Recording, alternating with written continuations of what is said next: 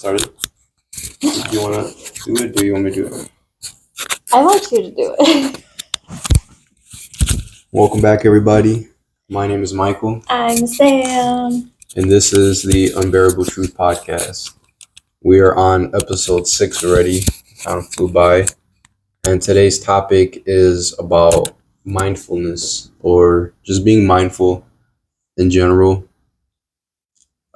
This was my topic that I picked this time. And we got a guest. Let me see. You come with me? Yeah. So She just want to show off again. Yeah. So just being mindful.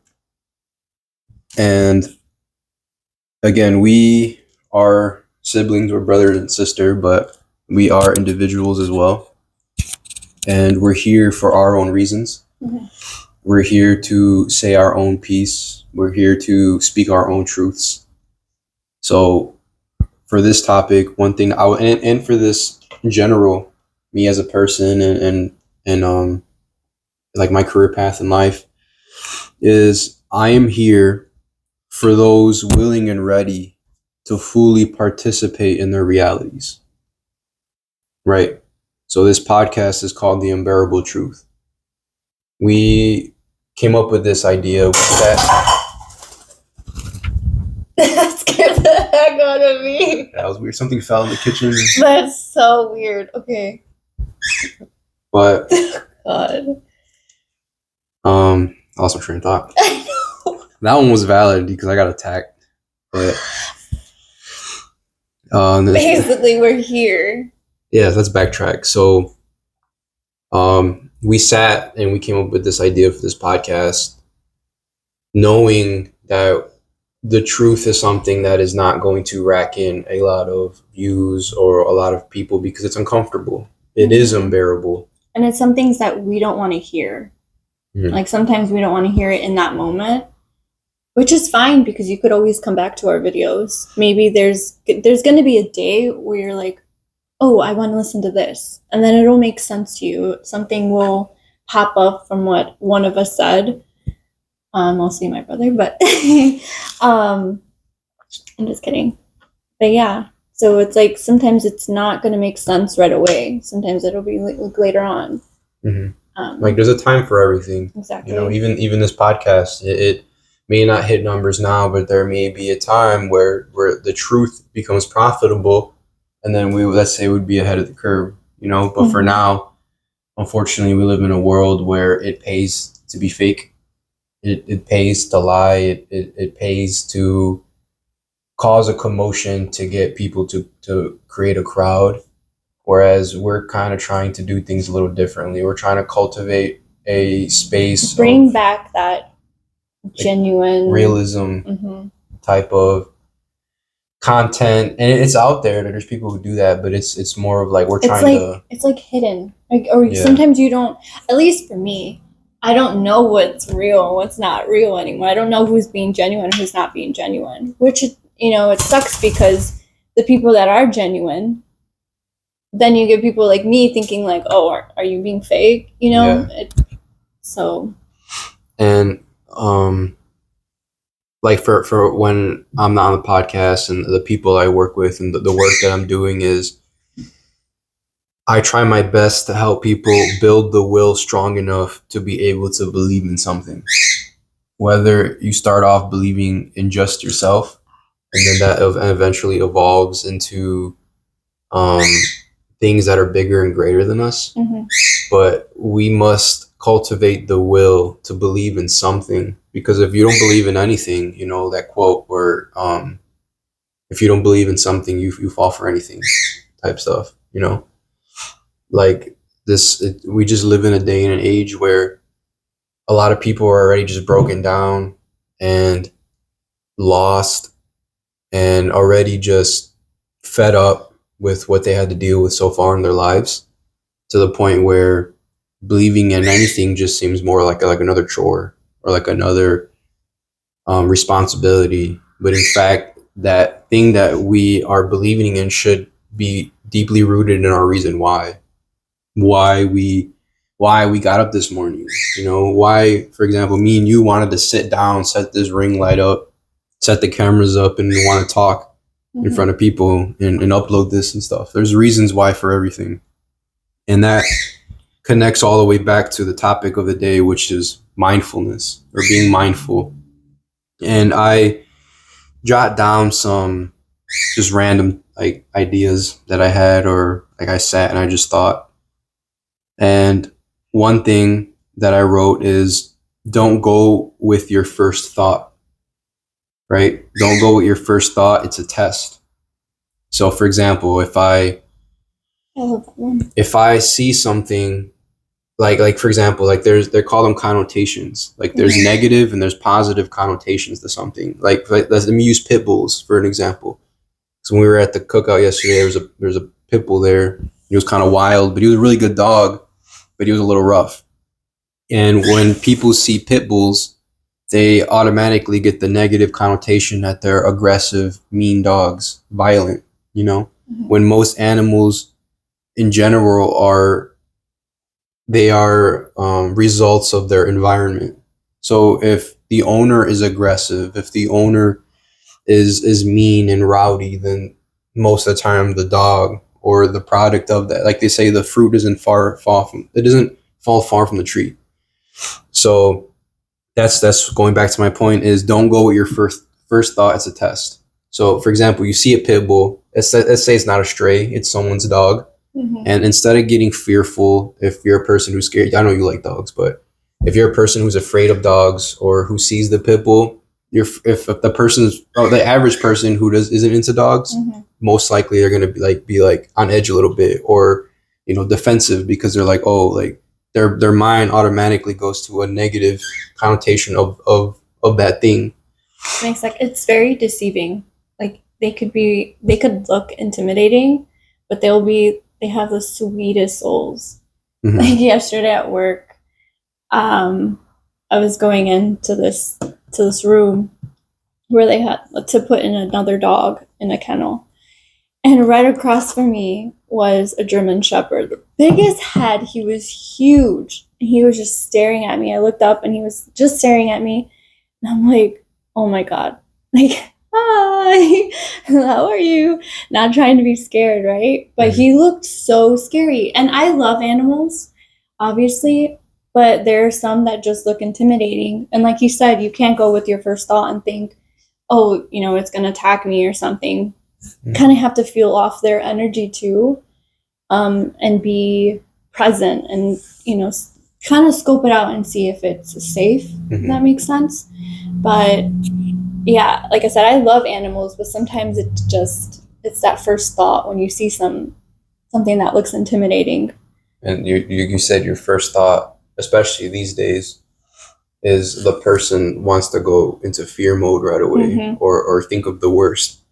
Yeah. And I put right here, leading from the initial part about it's a test, is some of us have our minds flipped to the negative. So think of it as a switch on the side of your head, right? And it's positive and then negative. Some people's switch is on negative. So how you know where your switch is flipped is pay attention to where your mind goes when you see something like that. If it goes right into judgmental, or right into fear, or right into something that is of a negative connotation, and you are now presented a choice where you can flip that switch into positive and be like, well, you know what? And that's the whole point about being mindful, is how to approach that situation, whether you should be on edge or trust the situation by being mindful and feeling the intention, like you said.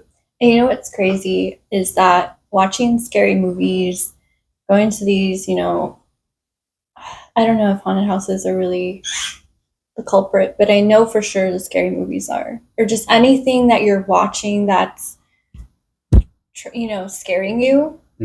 It's a real thing. Like I used to love scary movies, and I don't watch them anymore. And I can tell you that now I don't get scared. Like I feel it's all, I always talk about energy, but it's true. Like I don't get scared. I don't jump, or like if someone's trying to scare me, it's so hard to scare me now because I feel you passed. How can I explain it? It's like you're more in tune with what's going on around you. It's not all about like, oh my god, I have to make sure. You're like training yourself exactly. because when you're watching a scary movie, like it's the anticipation, the music, and then you know something scary is gonna happen. So you're kind of at that point you're looking for it. And yeah, exactly. You're looking for it. So let's say you go down to a basement, and it's probably not even scary, and you already have that fear of like because of you watching these scary movies or whatever it is. And if you don't have that in your head and you go down into the basement, you'll feel if it is scary or if it's not. You can make a judgment call. Exactly. Yeah. So I definitely think it's what we watch on a day-to-day basis or what we listen to. What we consume, what we feed ourselves with is what we kind of become. It's like we're blocking our true intuition. So. Wow. And building off that, the reason why I wanted to cross over this subject was because the truth of the matter is, especially in the state of the world, is if we keep fighting each other, we will never get to the true enemy. If we are stuck, everyone unanimously is stuck on that negative connotation switch, and we're all viewing each other, and not just animals or pit bulls, but viewing our own people, just people in general, with that negative switch, then it makes it easier for us to find conflict within each other or find something wrong. But if we were to be mindful about what people to genuinely stay away from, not hate or not cause violence, or just leave them alone, stay away from them, you know, let them be bad on their own. But pray for them, but that doesn't mean that you have to be friends or hang out or whatever, have this type of relationship, friendship, whatever with them. And what I would say the true enemy is all those things that are stopping us from being genuine and from just living in love, which is just like love is just a mindset. It's just it's an energy you radiated, like. So I have another thing that I wrote down to build off that is love is not a sentimental state of mind. Love is a metaphysical attitude. So love is not a sentimental state of mind like, oh, Sam, like I love you. I feel bad for you. You're cold. I'm cold. Like I feel bad for you. I love you. Like I love you because I know I'm better off. I'm doing a little better than you right now. So it's easier for me to love you, like if that kind of makes sense. Like, can you love someone that is doing better than you when you're actively doing worse? Is that easier or is that harder? With my mindset now, it's easier because I don't try to compete with them. I'm just like, I try to learn from them now. Before, I would get jealous. I would be like, or I wouldn't even want to be close to them because I would feel like, oh, this person knows it all, or it was harder for me to, I guess, have that type of friendship or anything with that person. Because I can't lie, but before in the past, I did have that mindset to where I wanted to be up here and the other person down here. So I did my best to try to like climb up and hoping that person would like, not hoping, but like not wanting to be balanced or leveled, but pushing that person, not pushing that person down, but not in like a being mean. I don't know how to explain it, but. Well, I get you, because it's kind of funny that I have another point that I wrote down, which is the root of needing more or needing something comes from the lack of said thing. So it's very simple. So if I put an example, strength. The root of needing more strength comes from the lack of strength. So a strong person usually does not seek more strength because they already feel strong, right? A person who feels weak, doesn't even matter the physical outside, if they have big muscles, if they're already fit or whatever, if they feel weak, they're going to have a need or a want for more of that thing. So that's going back to love is not a sentimental state of mind. Love is a metaphysical attitude. It's an attitude. Like, it's not like a state of mind where that comes and goes. It's a state of being.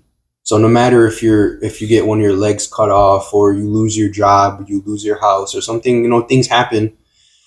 It's an attitude that can't be taken away from you. Metaphysical, meaning that it's going to travel alongside with you in every state that you're going to be in.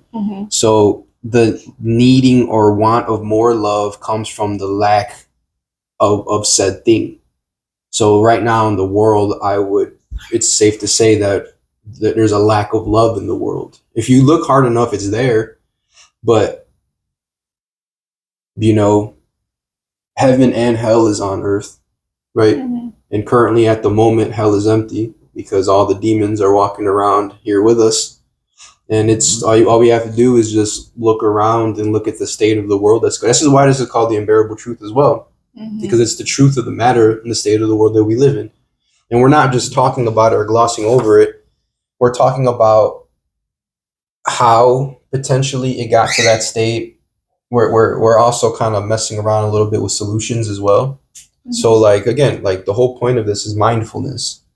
If everybody unanimously again in the world was just a little more mindful about their thoughts or their state of mind, who weren't so gung-ho into taking the first thought that they have and running with it.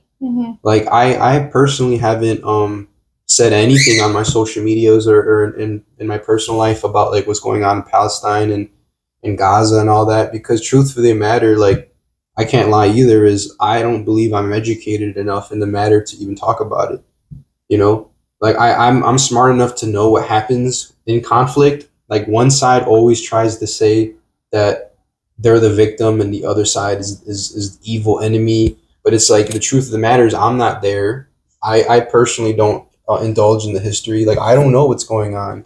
And I know there are some people that are going to say, well, why don't you educate yourself? Why don't you try and that's research true, and stuff? But for me, it's one life lost is too many. I'm an individual. I don't represent anybody but myself. My thoughts are my own. I don't care about conflict like that. If people can't come to a table and just sit and talk and be XYZ whatever, and we have to resort to hanging each other and chemical warfare, and it's just I don't care enough about the squabble to learn about who started it to know that what's going on isn't right. That makes sense. Me? Yeah. I'm a problem solver, so I will learn what's going on, but in my opinion, sometimes conflict gets too far to the point where the real reason gets lost, and it's just the conflict that is continuing. People forget why they fought, and they're still fighting to this day, but they don't even remember why it started. Not just that, but we don't, even if we do our own research, we don't even know if it's true. If it's true or not. What is the truth behind everything? That's how I feel about it. I don't know. Honestly, I don't know what to think. It's horrible. Yeah. It's not humane. It's wrong. It's wrong. But I can't put all of my energy into it either. Exactly. I pray about it. What else can we do if we can't, actually physically help them or try to get people to be on board? What you can do is pray. Yeah, because that's something prayer that goes around the world. Huge. Mm-hmm. I remember telling a friend, I'm why don't we get a group of people to, come in the community and pray for them? Because when you have a group of people pray, that's even more powerful than just one person. People can laugh at that concept or idea, but it is the truth. People can do their own research that people who love to hate, they come together in groups to hate in mass. Right, yeah. So people who are on the opposite side of the spectrum who want to bring more light to the world can't do that because it's corny. It's haters do that all the time and they're congratulated, or people are just okay, let's just keep going. But when people want to bring positivity and light and healing to the world, it's they're it's like laziness. not laziness, but not it's like laziness, corniness, but, or it's lame, or not it's just like that, but there's no type of like effort. Like, I don't know. That's why I'm saying laziness. Maybe that's not the right term to use, but there's no type of effort anymore. Like aggression comes with the hating aspect, but there is no, like, aggression is, again, it's the connotation. Aggression isn't always like, I'm aggressive, so I'm gonna hate you. Aggression is like, I have this goal, I'm gonna be aggressive with achieving it. So nothing is gonna stop me. So there's aggression where it's like, I'm hangry and I'm just gonna be mean to you because I'm aggressive. And then there's aggressive where it's like, 5 grown men are gonna have to hold me down. They're gonna stop me from achieving what I'm gonna achieve. That's aggression. So we need more positive aggression. We need more aggression when it comes to the positive aspects, because when it comes to the negative aspects, aggression is like a byproduct of that. It like comes naturally with it. But I mean, yeah, it's just that in my mind, I don't know about you, but in my mind, this is me attempting to do something. Like in the grand scheme of things, like whatever they say, whatever we do echoes in eternity. Like the actions we take. So this is an action right now. Us talking about this, us uncovering a little bit of the unbearable truth of what we think the unbearable truth is. And like you said, really quick, I'm sorry to cut you off, but I was like wanting to say something. Really quick, this is my last point. I forgot it and I remembered it now, so I'm gonna say it before I forget again. Say it. Is I've read many books over many years that talked about a lot of like very deep spiritual books where they dabble with the concept of what is truth. Because what is the unbearable truth? Like the reason why we've been talking about vulnerability is because what is true to us may not be true to other people, but if it's true in our lives, it is a truth, right? So I forgot what book it was. I just read so many, but there's one book that I recall that said that one of the only things that is true to us people is our feelings, is how we feel, right? So when it comes to, again, we can't deny our feelings. Exactly. We could try to we can deny our feelings, but it only ends up hurting us. Yeah, it's like delusional. It's like being delusional. Exactly. It's like a river, and us stopping the feelings is like building a dam in the river, so it just stops. It makes it clogs the stream of emotion, of energy. So if feeling or emotion is the only thing that is true, like sitting with an emotion is wrong, but feeling in itself is true. It's real, right? So if you hurt me, that is true, right? But if I hold on to it, then that's when it becomes wrong, right? But the truth of the matter is that you hurt me, like just the true aspect of that is true. You hurt me, right? So what's happening in the world, whoever side is right or wrong, the truth of the matter is that people are dying, children are dying, women are dying, and it is just wrong. If to me it feels immoral, it feels wrong. There was a time in my life I wanted to be in the military. I wanted to go out and fight in a war. I wanted to be a part of, like, actively be a part of it. But as I got older and I matured and I gained emotional intelligence, I realized that, like, it just doesn't feel right in me. Like the fighting aspect, the aggression feels right to me because I would consider myself like a warrior. But there's an honor code in that. Like I'm not just gonna go around and start hurting random people because it doesn't feel right to me. Like the honor code, like. But again, like to each their own. At the end of the day, I know I was gonna say, I know I said about praying, but another thing that we can do is work on ourselves.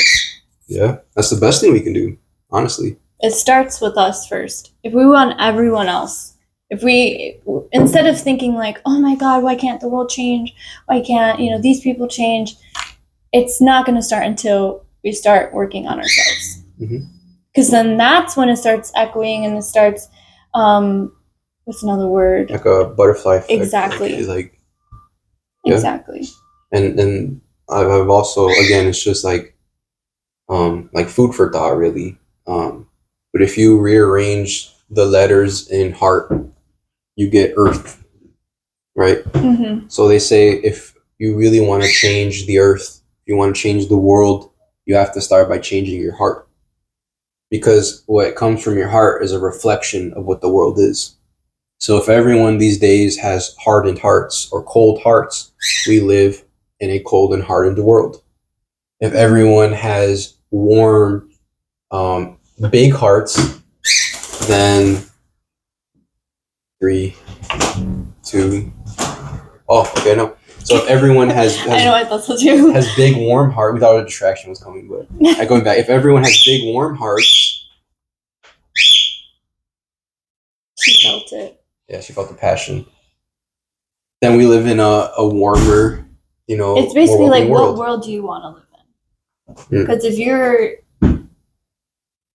all of our worlds are different in our own heads.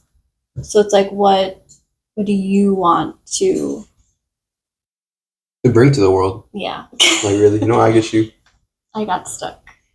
And again, I don't. Who am I to say anything about time?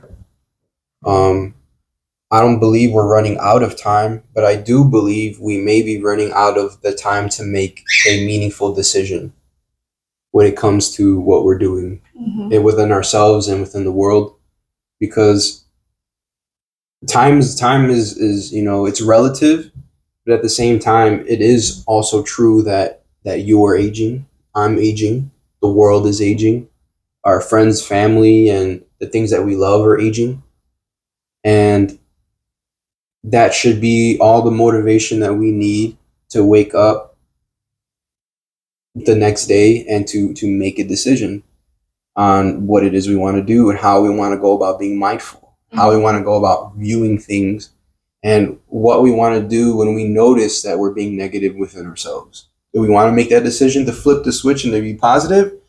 Or, are we going to contribute to the state of the world, which we all can agree no one likes the state. No one's happy in the world that we live in now, because we feel the energy, we feel how far away from the center that we are. So, food for thought.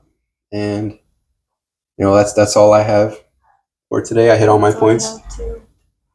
So again, thank you all for viewing, for supporting, for liking and sharing, and I know supporting us. Yeah, I know you are having more and more conversations as well about people or from people about the podcast, and